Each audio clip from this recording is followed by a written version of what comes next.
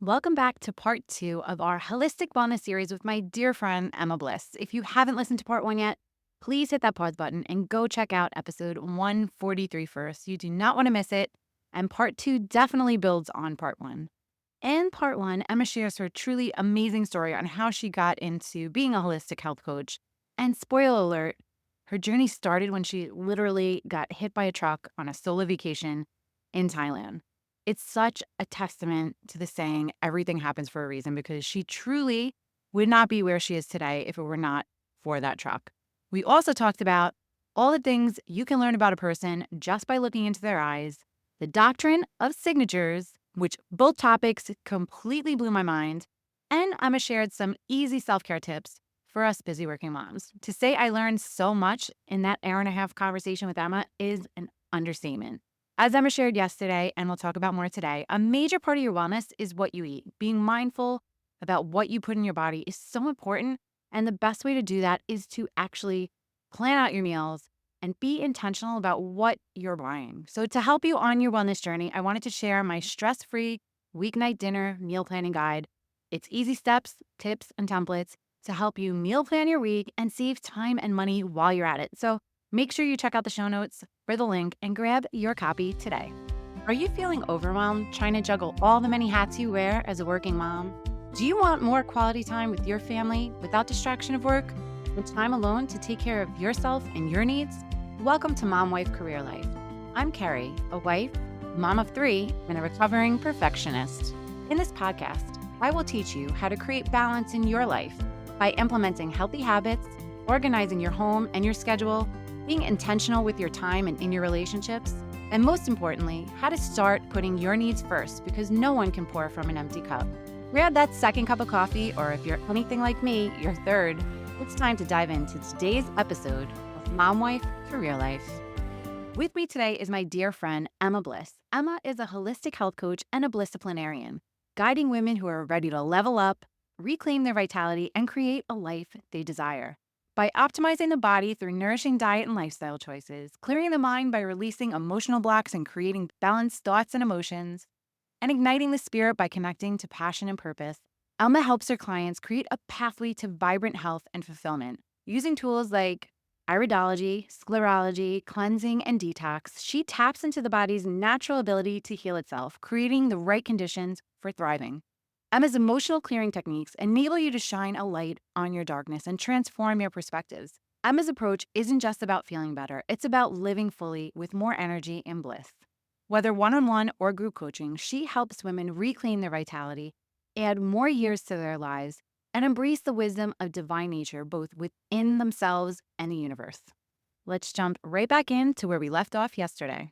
So you mentioned perimenopause, and I'm definitely in that stage right now. I definitely am feeling my body starting to change. My metabolism has slowed down. And I'm shocked at one, how limited the amount of education is around women's health as they age. And two, at least in the United States, to find a gynecologist that specializes in that or that will take the time, even in our annual physical exams, like that's not the topic of conversation. And if you go there, the extra charges you get in our healthcare system, because it's like that's not what's covered in your annual exam. And I'm like, how is it not? Like, my body is changing. It's probably one of the hardest changes a woman has to go through, but there's so many things we could do to make it easier on ourselves. So I'm definitely side conversation with you on that, because I want to get healthier. I want to get stronger. I want to be prepared. The research that I'm doing on my end, I'm learning all these things to try to mitigate the hot flashes, the stiff shoulder, all these things that I'm hearing. I'm like, it sounds so scary and terrible. And then reading that it doesn't have to be. And I think that's something that needs to be more focused on. Yeah, and a lot of it is just the expectations we put on ourselves and just nurturing ourselves with food, but also, taking the pressure off to not be everything for everyone all of the time. Something a work in progress for me. And it is, you're not alone. Do you know what I mean? Yeah. That is normal life for a lot of people. And yeah, I'm going to talk about Blisscipline actually a bit later on, but it takes Blisscipline, and Blisscipline is the discipline to do what brings you bliss and makes you healthy. But we actually have to really have the discipline to make the time for ourselves, because it's so easy to just respond to other people's demands. And we're loving giving humans that want to nurture other people, but we don't nurture ourselves. We're no good to them. I'm definitely getting better about time blocking my health. And like I started lifting weights and started, getting out more during the day and taking those breaks. But it's hard, especially as a working mom, and especially if you have to go into the office to find those pockets a day. I'm lucky enough that I do work from home. So if a meeting ends early, I can do a couple of reps of something next to my desk. I say my desk, my counter, and my kitchen. But I do feel very blessed in that aspect. But I know one of the things your program focuses on is regulating the nervous system. How does the nervous system affect our bodies and kind of our day-to-day activities? And the second part question, how can we kind of regulate our nervous system to improve our kind of overall health?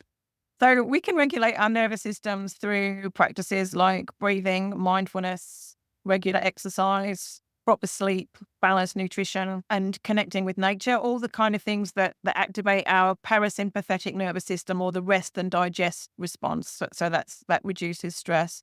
And like I said before, we have amazing bodies. They're just as they're designed to heal themselves, they're actually designed to feel good. So we make a lot of chemicals that historically would have been released when we did the things that kept us alive and healthy. So we'd be rewarded for doing those things so that we did it again. So we escaped the tiger. We caught the food. We achieved physical challenges. We maybe walked a long distance, climbed cliffs, did all the things that we needed to do. And that made all these chemicals that kept us healthy and balanced. But now we just pull our phone out of our pockets to order our food. We ask Alexa to turn the lights on and change the TV channel. We actually don't have to get off our butts at all. We don't have to do any of those things. Instead of working in the garden and walking to the market, we sit on the computer and we shop online. So we've got this amazing biochemistry built into our bodies, but it's largely lying dormant inside of us because of our modern lifestyle habits. So I always want to tell people about these neurochemicals and how you can activate them and use them a bit more. So that's all right, because this Oh, is what I teach. absolutely. Absolutely. This is what I teach Educate to us. working women. We can do this. Like, they're all there, and all of them are actually, it's quite easy to activate them when you know how. So the first one is my favorite one because it's the bliss molecule. So we do actually have a molecule in our body called the bliss molecule. Its chemical name is anandamide. Ananda means bliss in Sanskrit. And it's a fairly recent discovery in the body. It's a cannabinoid, or an endocannabinoid, which means a cannabinoid made in the body. And it was discovered in the 90s, I think, by researchers who were investigating cannabis and, how and why do humans get high on cannabis. And what they discovered is that we actually have our own cannabinoid system, and we are supposed to make our own endocannabinoids. And the cannabinoid system is actually an ancient system. So I don't know how much you know about the glands in your body, but the pituitary gland is said to be like the master gland that controls all your other glands. The endocannabinoid system is like the master system that controls all the other systems. So if you can regulate your endocannabinoid system, you can regulate everything else. So one way that we can boost our endocannabinoids, or our anandamide, our bliss molecule, so there's actually lots of different endocannabinoids. This is just the one I'm talking about now. But one way we can do that is through exercise. So you've probably heard of the runner's high, and people used to think that that was caused by endorphins. What we've actually, now that we've discovered this endocannabinoid, we've realized it's not actually endorphins. Endorphins are released in runners, but they have another job, which is to moderate the pain. The actual high comes from this molecule called anandamide. So doing some exercise, you can boost the bliss molecule. Dopamine seems to be pretty popular at the moment. Everybody's talking about dopamine. Dopamine's like the reward molecule. So it's linked to reward-driven behavior, and it's very much linked to addiction. So there's a lot of addictive drugs that work on the dopamine system, and they actually block the dopamine receptors, so you need more. So the reward that people get is like, oh, I'm going to have a drink, or I'm going to, whatever it is I'm going to do. And the reward is actually going and getting it. And then once they've got it and they've drunk it, then that drink impacts the dopamine receptors. So then you need more. So that's how drug addiction works. We have another one called serotonin. So serotonin is also known as the confidence molecule. It's got lots of roles in the body, but ultimately it gives you a sense of worthiness and belonging. And so that's obviously contributes to your happiness and your well-being through that way. And we can increase our serotonin by setting little goals for ourselves and then being able to say, I did it. So, you one of the questions that you asked me was about what's my time management strategy. So like I love to have a list and I love to cross things off that list. And that's like, it's a little bit, it's like, I just get so much pleasure. Sometimes I write things on my list just so I can put, um, Same like, we get pleasure from just little tiny things like that, setting little tiny challenges for yourself and then being able to say, I did it. That's a serotonin boost. So you can see what I mean. It doesn't very much to increase these chemicals in our body. Adrenaline. So adrenaline is the energy molecule. So this is the neurochemical behind the fight or flight mechanism. So it's released in the body. It gives the body a sense of a feeling of exhilaration. It gives you a surge of energy. You'll be familiar with adrenaline junkies that just love to scare themselves. You may be one. Not a no. judgment. But getting out of our comfort zone boosts this. I get out of my comfort zone by having a cold shower. And that doesn't take very long. You just turn the shower to cold at the end of your shower in the morning. Just turn the hot tap off and just turn it to cold. Like, I'm out of my comfort zone. And 20 seconds, I'm out of my comfort zone. But that's supposed to have loads of amazing effects on your immune system and all these wonderful things that Wim Hof talks about. But for me, it's a mental thing because, like, I'd stand there and I'd laugh at myself every time because you just have this moment when you're like, I don't want to, I don't want to, I don't want to turn the cold on. And then you do it. And then before I've even started my day, I'm already out of my comfort zone. And that means that I just think to be able to do more because I'm already out of my comfort zone before I even started. 20 seconds, cold shower, bit of adrenaline. If you are an adrenaline junkie and you are constantly boosting your adrenaline, then you wouldn't need to worry about doing extra things with this. What I want you guys to do is to focus on the other six to kind of balance that out. But if you're someone who doesn't like getting out of your comfort zone, then just find little ways to do that. The cold shower, like I said, a cold shower is my way, but you'll probably have your own. Oxytocin. So oxytocin is the love molecule. Mums will be familiar with this one. This is what helps you bond with your baby. That's why we promote skin to skin when the baby's first born, because that's when we produce oxytocin. So you can get oxytocin from hugging another person, from petting an animal, any type of bonding with a human or pet. So again, something very quick and easy to do and to boost your oxytocin molecules. Endorphins, that's the painkiller. So this is the one we talked about before where we used to think that was responsible for the runner's high. It's not, but it is produced with aerobic and strength training. And it's the chemical. It helps you to keep going. So it sort of numbs the pain a little bit. It helps you to push through. And that is also released during sexual intercourse and orgasm. So there are other ways that you can get that as well. And the final one is something called GABA, and that is the calming molecule. So this comes from things like yoga and meditation and just like calming down the nervous system. So 7 things that you could do to regulate your nervous system. I think I'm a GABA junkie. So much an adrenaline junkie. Well, that's good because you have a very stressful lifestyle that's very busy. So to be focusing on that, I think is a really good thing for you. So like I said before, I teach something called Blisscipline, which is the discipline. I have a lot of definitions for it. So it's the discipline to do more of what makes you happy and healthy. And it's the discipline to make time to do more of what you love. And it's to do it now. So it's also the discipline to do it now and stop waiting. Stop you waiting till the kids leave home, or you're waiting until you've paid off the mortgage, or you're waiting until you've lost 10 kilos. All of those things that we do, like stop waiting, be happy now. So yeah, so that word, obviously it's a combination of bliss and discipline. And yeah, we're programmed to care for others. But the truth is we're no good to care for someone else if we don't care for ourselves first. So that thing, like I said before, just like on the plane, you put on your oxygen mask before you help others. Please apply that to other areas of your life as well. Wow, I'm learning so much. But I'd like to switch gears just a little bit and talk about toxins.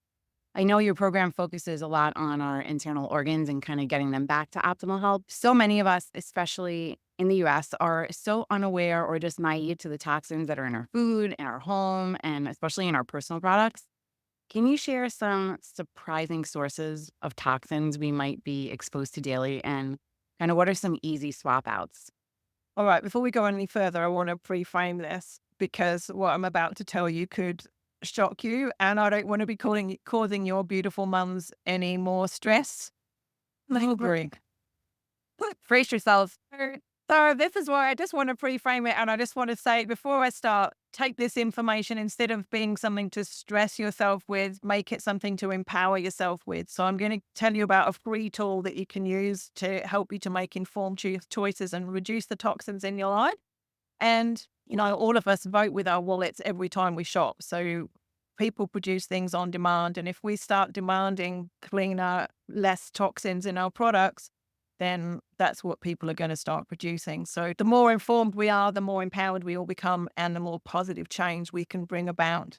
So now the horrible truth. So the horrible truth is that toxins are everywhere. They're in our food, our water, our personal care products, our cleaning products, our homes, our works, our playgrounds. So we've got herbicides, insecticides, pesticides, fertilizers, flavors, preservatives, colors, fragrances, plastics, softeners, hardeners, emulsifiers, anti-caking agents. Like the list goes on forever. Actually, my research about the US, I found that nobody actually knows how many chemicals are in circulation in the US at the moment. But what we do know is that around 700 new chemicals per year are officially added to the US Toxic Substances Control Act, which is the TSCA. So 700 new toxic chemicals added to that inventory every year. How many there is in total, we don't know, but they're now adding how many there is in total in circulation, because they obviously didn't keep records to start with. But yeah, 700 new ones a year. Wow. And pretty much every packaged food is full of them. So if you're buying food in a packet, yeah, it's full of them. And even fruits and vegetables are full of them. So they're getting the chemicals from the soil, the chemicals that are sprayed on them in the field, the chemicals that they're washed in before they go in the supermarket shelves. And often they're even like sprayed with something to make them look shiny when they're on the shelves in the supermarket, or to keep them so they have longer shelf lives. And these chemicals are known to cause anything from endocrine disruption to cancer. So there's respiratory conditions, skin conditions, circulatory issues, liver toxicity, birth defects. And I know I make it sound horrifying, but it actually is. I can't say anything else. Yeah. How can people get away with that? How can that be allowed? And there are different laws in different countries, and I have to say that unfortunately the US is one of the worst. There's a lot of chemicals that are now banned in Europe that we still get in Australia as well. But for some of them, there's regulations as to term what concentration you can use. So there's a certain concentration that's deemed safe, but it could be, so there could be a food additive. There's a popular food additive, for example, and there's a safe amount. They will base that on one serving. So you get a packet of a dip or something, and they'll say, okay, well, based on one serving, that's a safe amount of that preservative. But how many of us only eat one serving? Not me. And, all of those ones that are popular and they'll say considered safe in small amounts, you probably got it in 8 different things that you eat over the course of a day. So how is that safe? And how does that one interact with that one? No one's ever done that work. So yeah, there's a lot of them out there. And yeah, how do we know if they're safe if you're eating 6 to 8 serves, or eating 6 or 8 products with that in, or you're eating a combination of different additives, which you are. How is that? How do we know the risks? And we don't know the risks. What we do know is that all of those chemicals are adding stress to our bodies. So we're already stressed. But we know that 90% of our disease comes from stress.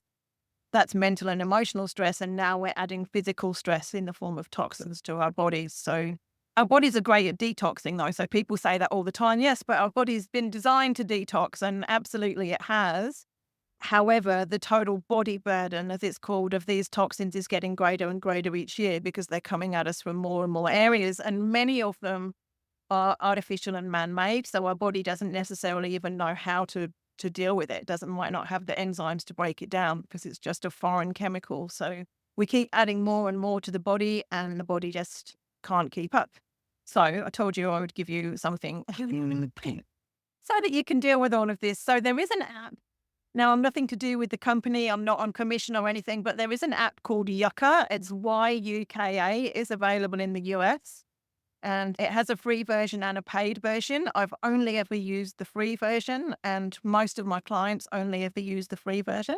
But you just download it on your phone, and then basically you can scan the barcode on any food or personal care product, and it will pop up with a score out of 100, and it will give you the list of all the chemicals that are in it. So you get the score, and then it will tell you, why it's got that score. So it'll tell you the names of the additives or the chemicals, and you can go deeper into that and you can look and see, okay, why is this a risk? What does it cause? What are the ingredients in this that are likely to harm me, and how? So I would recommend that everybody downloads that and takes it to the supermarket with them. Most of my clients that do this the first time, they go shopping after that, and they're there for a couple of hours and they're totally fascinated. They're messaging me. So it's great that it does give you all that information. That really educates you on what you're eating and what you're putting on your body. But my favorite feature of the app is that it recommends other products as well. So you might go and scan some crackers, for example, and they score 3 out of 100, and then they've got 13 nasty additives, and you're like, oh my God. But the app will recommend a similar product, some other crackers that don't have any of those ingredients, that instead of getting 3 out of 10, get 80, or 3 out of 100, get 83 out of 100, and they don't have any like toxic chemicals in them, and you can just move along. And now you've changed your habits. Next time you can just choose those crackers straight away. There is another thing, so that's Yucca, YUKA. There is another thing called the Environmental Working Group, EWG, and they have a website, ewg.org, if you want to look that up. And I'm guessing you'll put that in the show notes as well. So they do a study each year on fruits and vegetables, and they determine what they call the dirty dozen and the clean 15. So this is in America. I use this data in Australia because I think we're very similar. But they take fruits and vegetables and they wash them, and then they're looking at what pesticide residues are left after they've been washed. And the clean 15s are the ones that contain the least, and the dirty dozen are the ones that contain the most. So you can use that information to decide, we don't all have the money to buy everything organic, but blueberries and strawberries probably prioritize organic because they're the ones that contain the most chemicals. The two fruits I have in my fridge right now, you mean? Yeah, things like avocados. And if you think about it, things with the skin on that you peel and take off, you're going to have less things. But things that are where you're going to eat the outside, like the strawberries and the blueberries, they often have a lot more pesticide residues on. So that can help you to prioritize which ones you should be buying organic. That same organization also has done some extensive research on personal care and cleaning products. I think it's called Skin Deep. It's all on the same website. You can look up pretty much any personal care or cleaning product on there, and it will tell you, information about that as well. One thing about Yucca is it doesn't do cleaning products. It does do personal care and food, but not cleaning. And cleaning products are really toxic as well. There's some statistic, I think it's cleaning your house once a week. It has the same effect on your lungs based on the average chemicals that are in the cleaning products as smoking 20 cigarettes a day. And the EWG also did a study on personal care products. So they found that the average woman uses 12 personal care products in the morning before she goes to work. And from those 12 personal care products, she's likely to have come into contact with 168 toxic chemicals before she leaves the house. So check out your personal care products as well. She went into my jaw. It's just dropped. I think I'm going to be spending tomorrow with those apps and that website and just doing a full cleanup, especially for my girls, because at least here in the US, teenagers and tweenagers are so obsessed with the skincare and the face masks, and they get them at discount stores at like 5 and below. So they're costing less than $5. And I try to instill in my girls, if you want products, I'd rather buy you quality products because you don't know what you're getting at the stores. So it's so look, it's actually really empowering. So my son takes the app around the store, and he's quite funny. Like he'll like borrow my phone. He's got his own phone now, so he's installed the app on his own phone. But he'll disappear off around the supermarket, and he'll come back with something, and he knows to go and look for the best thing. But sometimes he says to me, makes me laugh. I'm like, I say, what's that? He's like, oh yeah, Mum, this is one of those things where it's healthier for you if you don't read what's in it. And, we do have to remember that as well, and I think that's a really important thing, like, we're talking about stress here, we can stress ourselves out worrying about all this stuff as well, so we don't wanna do that, we wanna, like, you know, we gotta stay real, but at the same time, let's empower ourselves to make the healthiest choices that we can, and if we do that 80% of the time, like, our bodies do detox, that's for sure, and we just need to reduce the burden on them. So, not be overloading it all the time, just reduce whatever we can. And if we control what's in our pantries and what's in our home and what we're putting on our bodies, then we can, deal with the other things in the environment much better. I feel like this should be a class in high school to teach kids so that way they're educated, they learn, and they can go into their adult life knowing all this information. It's a little scary, but I'm making Yeah. sure my kids listen to this episode. So I know one of the things you also focus on is gut health, and that's becoming kind of a buzzword these days. Why is it so important, especially for busy moms? And what are some kind of simple steps we can take to start improving our gut health? Well, gut health influences everything, really. So it really impacts on our energy levels and our mood and our immunity and our overall well being. So obviously, they're essential for the demands of managing a busy life. We've probably all heard the phrase that all disease begins in the gut. That's something that actually came from Hippocrates 2,500 years ago. He's the father of medicine, and modern science is proving it now. It's one of those things again, like the iridology. We've got all this ancient stuff and now we're like doing the science and going, oh, well, that's actually right. And there's if you don't have good gut health, you can't absorb the nutrients from your food and you can't eliminate the waste and the toxins. So more recently, like in the last 100 years, there's some people called Max and Charlotte Gerson. They've been helping to detox and reverse disease. And they state that all chronic disease is either caused by deficiency or toxicity. And that fits as well. If you don't have good gut health, you can't get the nutrients from your food. So there's your deficiency, and you can't get rid of your waste. So there's your toxicity. And although deficiency, it has been over recent history, it's become a lot less common than it was maybe 200 years ago. But it's actually increasing now because we're eating nutrient devoid foods. We're eating a lot less fruits and vegetables, or the fruits and vegetables aren't the quality that they used to be, and a lot more food-like substances that come in packets that are really a chemical cocktail. So deficiency is going down. And I want to add to Mark's and Charlotte's list of deficiency and toxicity stress. So, we've talked about it already, but stress also impacts the gut. So it directly affects the microbiome where, you have the knot in your stomach when something awful happens, or, you have the nervous belly, that's your nervous system, or some people eat more when they're stressed. Some people eat less when they're stressed. People develop ulcers when they're stressed. So all of those things. You can improve it, of course. So eating a lot of fiber-rich food like fruits and vegetables, that's going to help stuff to move through your intestines. It's going to nourish the gut bacteria. Obviously, it's going to nourish you as well. Drinking plenty of water throughout the day. So this increases your transit time. So the fiber-rich food and staying hydrated increases your transit time. We want food to move through our guts, in about 24 hours. If we're holding on to our poo for too long, then those toxins get reabsorbed back into the body. A lot of people are constipated, and we really should be eliminating 2 or 3 times a day. Some people don't even go once. So yeah, we really need to, we call it the river of life. We really need to keep that river of life flowing and to keep all those toxins moving out of the body and to help it. If your intestines get blocked with like old poo, then you can't absorb the nutrients. So it's really important in that way. And incorporating fermented foods like yogurt and kefir and sauerkraut and probiotics and those kind of things, that can really help your gut flora to digest some of the food. A lot of bacteria actually do the digestion for us, and reducing processed foods and sugar, which disrupts the gut balance. And this one I really like. So just taking time to eat, because like we're all busy, right? Yep. You eat at your desk, you eat on the run, you eat in the car. Just taking time to eat and to chew that food properly, like that helps digestion. And we used to have traditions, and some people still do it, but not so many people now. People would say prayers, or they would say grace and be grateful for the food before they eat it.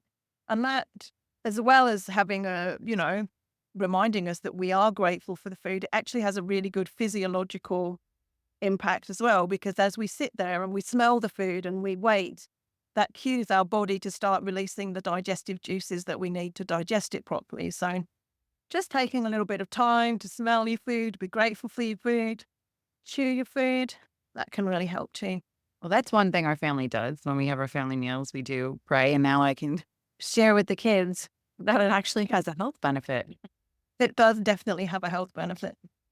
This is a great place to pause. I really hope you took some notes. And if you live in the United States, I hope you were able to start taking steps like I am to get rid of all the toxins in your home. The statistics are really scary. The fact that the average woman can come into contact with 168 chemicals in her morning routine products, and that's just in the first few hours of her day. I don't even want to think about how many we come into contact with in a typical day.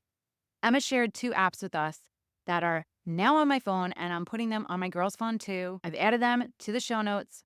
I want you to make it a habit to start using them. And yes, healthier products are more expensive, but when you hear the fact that using your average household cleaner is the equivalent of smoking 20 cigarettes a day, think of what using those toxic products will cost you in the long run. And I'm not just talking about money, I'm talking about the quality of your life as you age. So check out the show notes, download those apps, and make sure you come back tomorrow to hear the last part of our series with Emma Bliss. You can also check out the show notes to see where you can find Emma, where you can follow her. And she also shared an awesome freebie, her Actions for Happiness Guide. Make sure you go snag your free copy today. And if you're not already part of our Facebook group, come on over and hang out with us in Work-Life Balance for Working Moms. If you don't already follow the show, take a second and hit that follow button so you never miss another episode. Sending you so much love and light until next time on Mom Life, Career Life with Carrie Pat. Before you go, if you found this podcast helpful, I would be so grateful if you would take a minute, go on over to iTunes and leave me a review. If you have other stressed out mamas in your life that you feel this podcast could help, take a screenshot of this episode, post it on your Instagram stories and tag me, and let them know that they are not alone and they can create balance in their life too. If there's a topic you'd like me to cover or you just want to connect, DM me on Instagram at mom.wife.career.life or come on over and hang out in our free Facebook community, Work-Life Balance for Working Moms. Sending you so much love and light until next time on Mom Life Career Life with Carrie Pat.